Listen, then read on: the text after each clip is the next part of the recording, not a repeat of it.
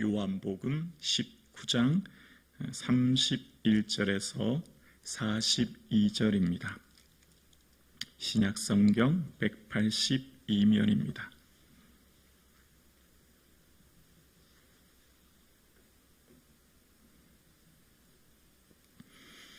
함께 고백드리겠습니다. 이날은 준비일이라 유대인들은 그 안식일이 큰 날이므로 그 안식일에 시체를 십자가에 두지 아니하려 하여 빌라도에게 그들의 다리를 꺾어 시체를 치워달라 하니 군인들이 가서 예수와 함께 못 박힌 첫째 사람과 또 그 다른 사람의 다리를 꺾고 예수께 이르러서는 이미 죽으신 것을 보고 다리를 꺾지 아니하고 그 중에 한 군인이 창으로 옆구리를 찌르니 곧 피와 물이 나오더라. 이를 본 자가 증언하였으니 그 증언이 참이라. 그가 자기의 말하는 것이 참인 줄 알고 너희로 믿게 하려 함이니라. 이 일이 일어난 것은 그 뼈가 하나도 꺾이지 아니하리라 한 성경을 응하게 하려 함이라. 또 다른 성경에 그들이 그 찌른 자를 보리라 하였느니라. 아리마대 사람 요셉은 예수의 제자이나 유대인이 두려워 그것을 숨기더니 2일 후에 빌라도에게 예수의 시체를 가져가기를 구하매 빌라도가 허락하는지라. 이에 가서 예수의 시체를 가져가니라. 일찍이 예수께 밤에 찾아왔던 니고데모도 모략과 침향 섞은 것을 100리트라쯤 가지고 온지라. 이에 예수의 시체를 가져다가 유대인의 장례 법대로 그 향품과 함께 세마포로 쌌더라. 예수께서 십자가에 못 박히신 곳에 동산이 있고 동산 안에 아직 사람을 장사한 일이 없는 새 무덤이 있는지라. 이날은 유대인의 준비리요 또 무덤이 가까운 고로 예수를 거기 두니라. 아멘. 오늘도 예수님과 동행함으로 우리의 발걸음이 복된 발걸음 되기를 주님의 이름으로 축복합니다. 그리스도인은 역사가 하나님께서 주관하는 역사임을 고백합니다. 그래서 히스토리라고 고백합니다. 그분의 역사인 거죠. 그래서 가이사 아구스도 때에 호적하라 명하였고 예수님께서는 갈릴리에서 베들레헴으로 가시게 되고 티베료 황제 15년 빈들의 세례 요한에게 말씀이 임함으로 예수님께서는 세례 요한에게 세례를 받으십니다. 예수님께서 이 땅에 어린 양으로 오셨기에 세 번의 유월절을 요한은 기록하고 2장과 6장과 11장에 등장한 세 번의 유월절을 통해 예수님께서는 이 땅에 3년의 공생애를 사셨고 그 중심에 유월절이 있었음을 이야기합니다. 이처럼 예수님께서 이 땅에 오셨던 것은 역사를 주관하시고 그 역사의 삶 가운데 오신 예수님께서는 하나님의 그 뜻을 이루기 위해 하나님의 계획하심과 뜻 안에 이 땅에 오셨고 태어나신 장소로부터 시작해서 죽으시는 그날까지 하나님의 그 오묘한 계획 안에 한치의 오차도 없이 그 뜻을 이루었다는 것을 요한은 직접 목격하고 기록하고 있는 거죠. 그래서 성도는 말씀이라고 하는 창으로 세상을 바라보고 세상에 일어나는 사건을 말씀의 틀로 해석하는 성도입니다. 그러니까 말씀이 세상을 바라보는 창이며 동시에 해석의 기준 틀이 되는 거죠.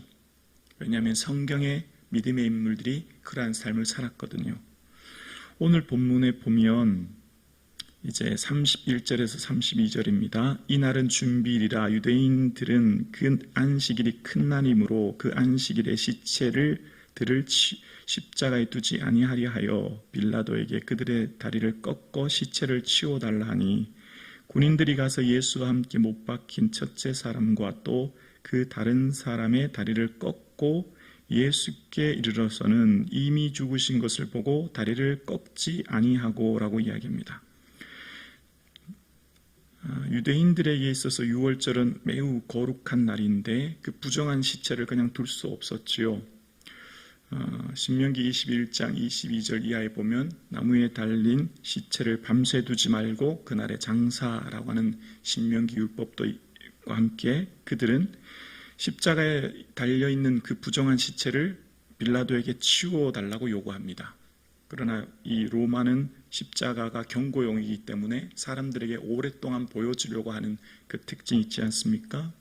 그런 상황 가운데 이 나무에 달린 이 3명의 예수님과 함께 좌우편에 있는 죄수들의 시체를 치워달라고 요청하고, 그래서 그 나무에 달린 시체를 치우기 위해 다리를 꺾게 이야기합니다. 다리를 꺾는다는 건 왜 그렇습니까? 아직 생명이 붙어 있을 때 다리를 꺾어서 생명을 완전히 없애버리는 겁니다.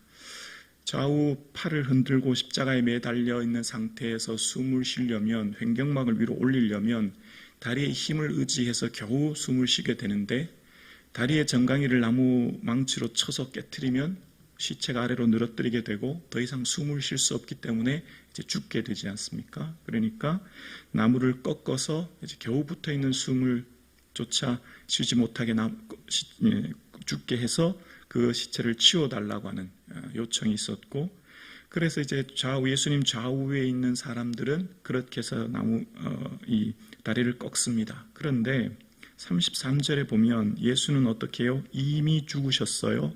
그래서 어떻게 했대요? 다리를 어떻게 했다고요? 꺾지 아니하고 라는 표현이 나와요. 자, 그러면 예수님께서 십자가에 달리신 것, 또 이 다리를 꺾이지 않으신 것, 이러한 작은 디테일한 사건을 이 자리에 지금 요한이 보고 있는 거예요. 보고 있는데 요한은 예수님의 그 달린 십자가, 그 십자가의 삶의 모든 것들을 보면서 뭘 생각했냐면, 구약에 기록된 하나님의 말씀을 통해 이 예수님의 사건을 보는 겁니다. 그리고 어떻게 하냐면 해석하는 겁니다. 이것이 우연히 어쩌다가 이 6월절 전날 예수님께서 나무에 달리셨고 우연히 어쩌다가 예수님의 다리가 꺾이지 않은 게 아니라 다 성경 말씀을 이루려고 하신 하나님의 계획이셨구나라고 하는 것을 어떻게 해요? 요한은 본 것입니다. 뒤에 35절에 보면 이를 본 자가 증언하였으니, 이를 본 자는 요한이거든요. 그 증언이 참이라 그가 자기의 말하는 것이 참인 줄 알고 너희로 믿게 하려 함이라. 왜 내가 이것을 기록하냐면, 그 이유가 뭐냐면 이것이 하나님의 말씀인 것을 믿게 하려 함이다 라고 하면서 부연 설명, 요한의 해석이 나옵니다. 36절입니다. 이 일이 일어난 것은, 이 일은 뭐죠? 예수님의 다리가 꺾이지 않은 것, 왜 그렇게 됐는가 라고 하는 것을 이야기하면서 이 일이 일어난 것은 그 뼈가 하나도 꺾이지 아니하리라, 뭐요? 한 성경을 응하게 하려 함이라 라는 겁니다. 지금 요한의 눈앞에 예수님을 보면서 요한은 무엇을 통해 예수님의 사건을 해석하죠? 구약의 말씀. 구약의 말씀이 요한의 안에 있었기 때문에 그 말씀으로 지금 예수님의 그 사건을 보면서 이 일이 일어난 것, 우연히 어쩌다가 이 시간 이곳에서 예수님의 다리가 꺾이지 않은 게 아니라 그 정확한 하나님의 계획과 뜻을 이루려고 하신 뭐요? 성경을 응하기 위한 거라는 것을 요한은 본 것입니다. 이게 성도의 삶의 자세인 거죠. 다리가 꺾이지 아니하리라고 하는 것은 출애굽기 12장 46절 이하에 보면 고기를 집 밖으로 내지 말고 뼈를 꺾지 말라라고 하는 6월절 어린 양의 고기를 먹을 때 어떻게 해야 될 것을 이야기하셨고, 시편 34편 20절에도 보면 그의 뼈를 보호하시며 하나도 꺾이지 않았다는 그 말씀이 이제 인용됩니다. 그러니까 그 구약의 말씀을 이루려고 하신 예수님께서는 이 땅에 6월절 어린 양처럼 우리 모두의 죄를 지고 가실 어린 양으로 오셨고, 그래서 그렇게 죽으시는 예수님의 사건이 성경을 응하게 하기 위함이라고 하는 것을 요한은 본 것입니다. 하나님의 그 뜻을, 그 계획과 그 섬세하신 은혜 안에 이루어진 것을 요한이 본 거죠.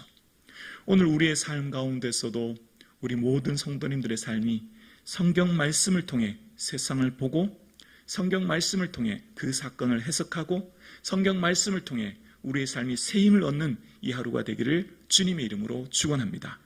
하나님은 하나님의 역사를 이루어 가실 때에 그 하나님의 인도하시는 역사에 세우시는 하나님의 퍼즐들이 있습니다. 하나님의 사람들을 세워서 하나님의 일을 이루어 가십니다. 하나님께서는 하나님의 역사를 주관하시면서 그 때를 따라 하나님의 사람을 세우시고 그 사람들로 통해 주의 일을 이루어 가십니다. 예수님께서 십자가에 못 박히실 때 제자들이 뿔뿔이 흩어지게 되고, 그러면 나무에 달린 예수님의 그 장례, 그리고 그 십자가에 죽으신 이후에 있을 부활을 준비하기 위해 예비하신 두 명의 제자들이 오늘 본문에 등장합니다. 바로 아리마대 사람과 니고데모입니다. 38절입니다. 아리마대 사람 요셉은 예수의 제자이나 유대인이 두려워 그것을 숨기더니 2일 후에 빌라도에게 예수의 시체를 가져가기를 구하매 빌라도가 허락하는지라 이에 가서 예수의 시체를 가져가니라. 아멘. 아리마대 사람은 부자요 존귀한 공회원이요 그는 많은 권력과 부를 가진 사람이었다는 것을 다른 모든 서신서에서도 이야기합니다. 근데 그 아리마대 요셉은 그 아리마대 출신의 요셉이라는 거죠. 요셉은 하나님께서 더하시다라는 의미 아닙니까? 이 요셉을 통해서 예수님께서는 예수님의 그 시체를 둘 새 무덤을 준비하시는데요. 이전에 그는 예수님의 제자라고 하는 것을 밝히지 못합니다. 왜냐하면 출교를 당할까 두려웠어요. 출교는 그 공동체 전체에서 쫓겨나는 것 아닙니까? 모든 자격을 박탈되는 것 아닙니까? 그런데 숨겼던 그가 이 일 후, 그러니까 예수님의 십자가 달리신 것을 본 이후에 빌라도에게 찾아가서 그 시체를 요청합니다. 아마 빌라도와 어느 정도 친분이 있었다는 것을 보게 됩니다. 시체에 달린 사람은 정치범, 반역자, 그러니까 그때 당시 많은 사람들은 이 시체에 달린 사람과 무슨 친분이 있다거나 아는 척하기가 굉장히 어렵죠. 왜냐하면 그 동료인가 봐 엮이기가 싫은 거죠. 그런데 아리마대 사람 요셉은 당당히 밝힙니다. 그에 가진 이 공회원, 산헤드린 공회원으로서의 모든 특권을 내려놓는 것입니다.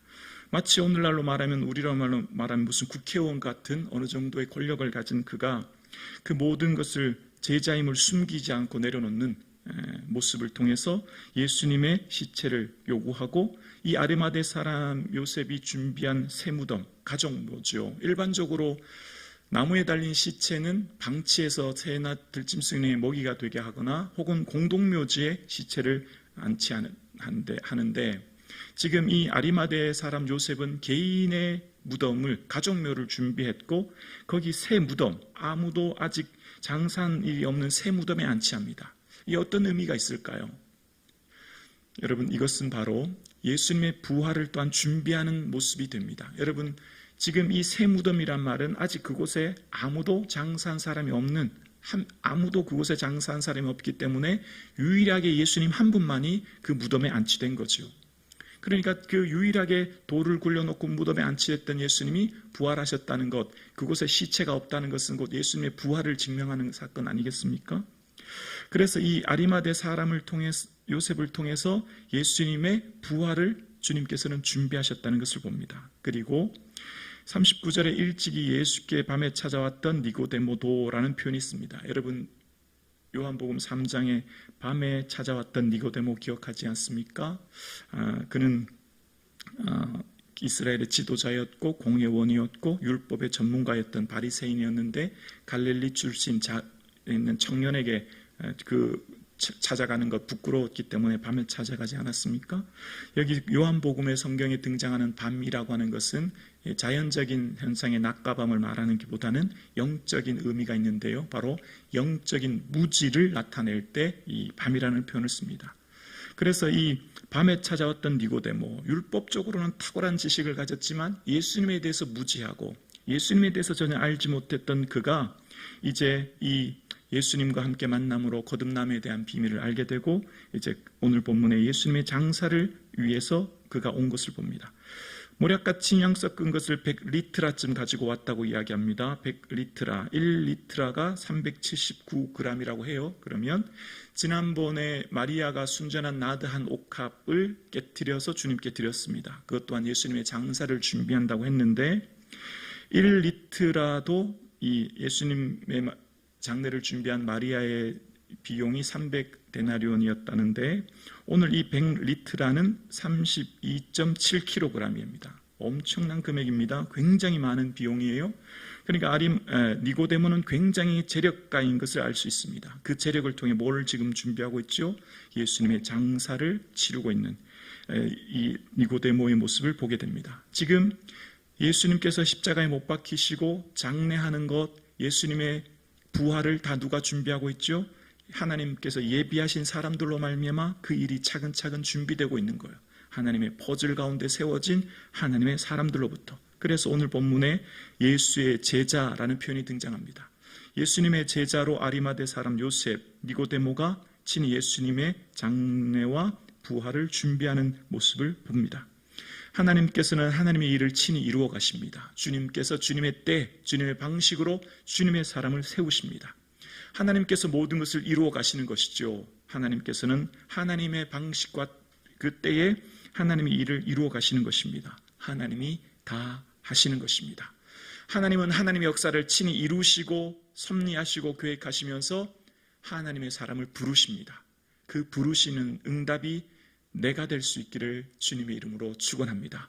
그 하나님의 때, 시간마다 그 퍼즐의 조각 속에서 나에게 하라고 하신, 나를 부르신 하나님의 뜻 앞에서 내가 순종하여 그 부르심 앞에 응답하여 내가 그 하나님의 역사의 물줄기에 쓰임받는 귀한 하루 되기를 주님의 이름으로 축원합니다.